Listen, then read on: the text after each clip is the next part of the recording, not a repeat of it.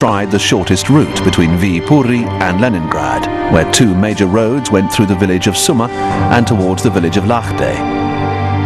The Finns erected vast fields of barbed wire entanglements and laid thousands of mines along the most likely approach routes. The entire Karelian Isthmus was belted as well by a line of anti-tank obstacles, 5 to 7 rows deep, granite monoliths that had been sunk into the earth. Although it couldn't be compared to the Maginot or Siegfried lines, it was better than nothing. Mannerheim thought that with a little luck, it might hold the Soviets up for a week to 10 days.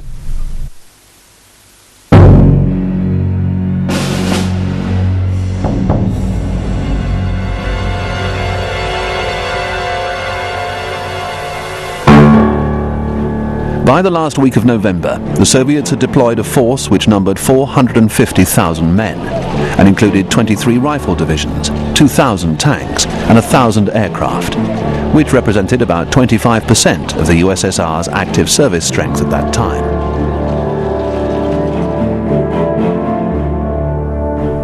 As the Finns anticipated, the heaviest concentration was on the Karelian Isthmus. Here, Soviet 7th Army consisted of 12 rifle divisions, 1 mechanized corps, 3 tank brigades, and 12 artillery regiments, which amounted to 200,000 men and 1,500 tanks. What the Finns had not anticipated was that the Soviets would deploy sizable forces all along the 800-kilometer frontier, which ran from the northern shore of Lake Ladoga all the way to the Arctic coast.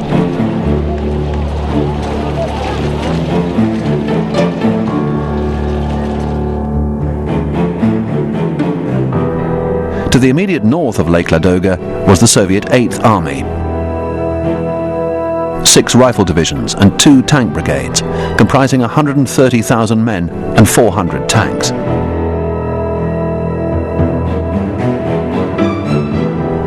Further north, 9th Army had deployed 5 rifle divisions in 3 separate columns, while in the Arctic, 14th Army had 3 rifle divisions. All told, 9th and 14th Armies consisted of 140,000 men and 140 tanks. The Soviets had achieved a crushing superiority over the Finnish army of 3 to 1 in manpower, 80 to 1 in tanks, 5 to 1 in artillery, and 5.5 to 1 in aircraft. These force ratios had only been achieved by drafting in an enormous number of raw recruits, who at best were capable only of the most rigid operational and tactical maneuvers. But this did not really matter if the leadership was solid.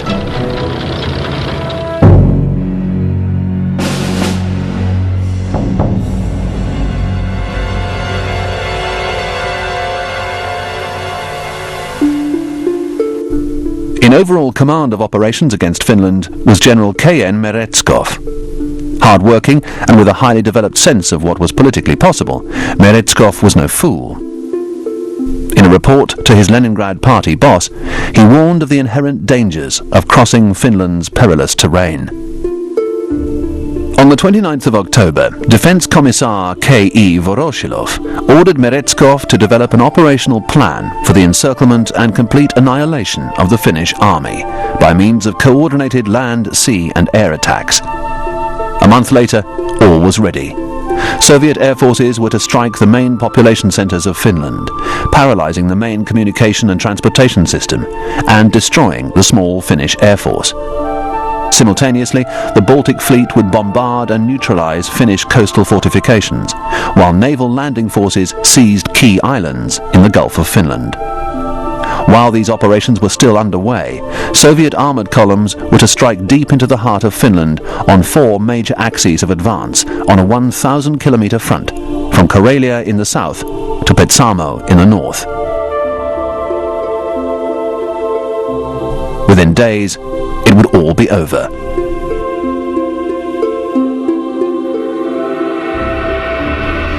To face this onslaught, Finland had managed to mobilize about 180,000 men, organized into 8 infantry divisions and a number of independent battalions. The main strength was concentrated on the Karelian Isthmus, where 6 divisions of 2 corps took up defensive positions along the Mannerheim Line.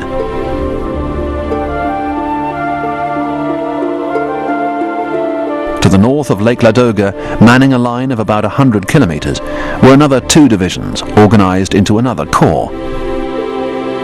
The remaining 1,000 kilometers to the Arctic Sea was covered by the North Finland Group, a collection of civic guards, border guards, and activated reservists.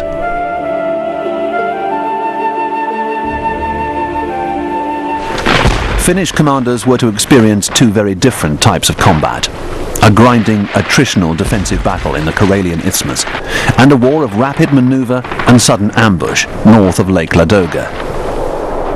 Mannerheim's commanders at the operational level in Karelia were General Hugo Österman, commander of the Army of the Karelian Isthmus, and his corps commanders, General Harold Olqvist, who commanded 2nd Corps, and General Erik Heinrichs, who commanded 3rd Corps. They were intelligent officers, capable of highly flexible responses to difficult situations, but they lacked experience. The men disagreed with Mannerheim's argument for a layered defense of the Karelian Isthmus, and were much more enthusiastic about launching a counter-offensive when the initial Soviet thrust had been blunted. The Jaeger tradition of Finnish officers was put into practice in the forest fighting north of Lake Ladoga. Here, the heroes of a guerrilla war on skis emerged to capture the popular imagination, not just of Finland, but of virtually the entire world. Men like business executive Paavo Talvela, the prominent lawyer Jalmar Stalasvuo, and the rabble-rousing right-wing politician Kurt Wallenius led their forces with a flair and a dash completely foreign to the Soviet army of that time. At least one famed Finnish ski commander, Kurt Wallenius, discovered that he couldn't take the pressure. Appointed to command a hastily formed reserve on the Mannerheim Line in late February, he immediately took to the bottle to steady his nerves, and stayed drunk for 3 days. On the 3rd of March, Mannerheim relieved him of command. The Finns knew that in any war with the USSR they would be on the defensive, but they vowed that it should be an active defense. They were light on firepower, but very good in terms of mobility and lower-level tactics. The forest itself dictated a heavy emphasis on individual initiative and small unit operations, quasi-guerrilla style.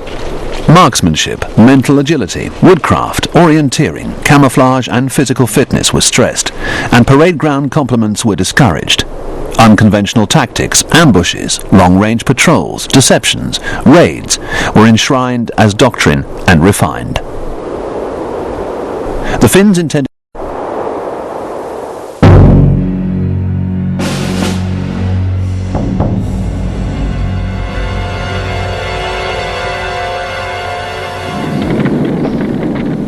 just after dawn on the 30th of November 1939, Russian SB-2 medium bombers attacked strategic points in Helsinki, killing 200 on the first day of the war. Over the next 48 hours, reports poured into Mannerheim's HQ of Soviet attacks from the Gulf of Finland in the south to the Arctic coast.